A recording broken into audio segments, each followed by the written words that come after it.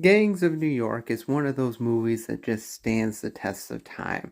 Yes, it didn't win Best Picture in 2002, but it was definitely one of them that could have won Best Picture overall. Of course, it wouldn't have won it because, frankly, in my opinion, it would have won, or Two Towers should have won it, but instead we got Chicago won it. But the basic story of immigrants and nativists fighting in the 5 points of New York at the beginning of the Civil War. I mean, there are some amazing performances in this one. Daniel Day-Lewis as Bill Cuddy is fantastic. I mean, it's just Bill Cuddy. When you're looking on the screen, all you see is Bill Cuddy, the character, the butcher. Now, again, this movie's not the most historically accurate, for sure.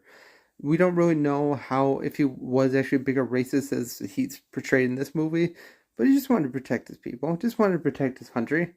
And we talk about Tammany Hall, Boss Tweed, who's played by the great Jim Broadbent. We have Leonardo DiCaprio as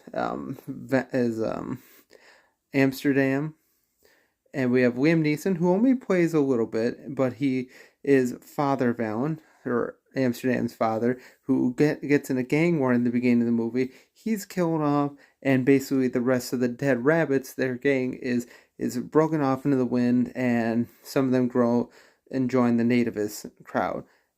They eventually fight. He comes under Bill Cuddy's wing, falls in love with Cameron Diaz's character, and eventually takes up his father's crowd, and they have a good old fight in the end. There's some really good moments, especially when the draft rights start to happen, because, I mean, in this movie it shows, like, people being pulled right off the boat in New York and being thrown to fight for the Union. Absolutely terrible. The draft at this point was completely illegal. Also, I mean, there are people pulling Chinese men, pulling all these immigrants into the ballot box to, you vote for this candidate. You don't have a choice. You get to vote for this one, and that's it. That's what your job today. It's kind of like what the Democrats do today. They still employ these tactics. But the best part about the end, you have the great fight between Leonardo DiCaprio and Daniel Day-Lewis, killing off Daniel Day-Lewis. Yes, spoilers.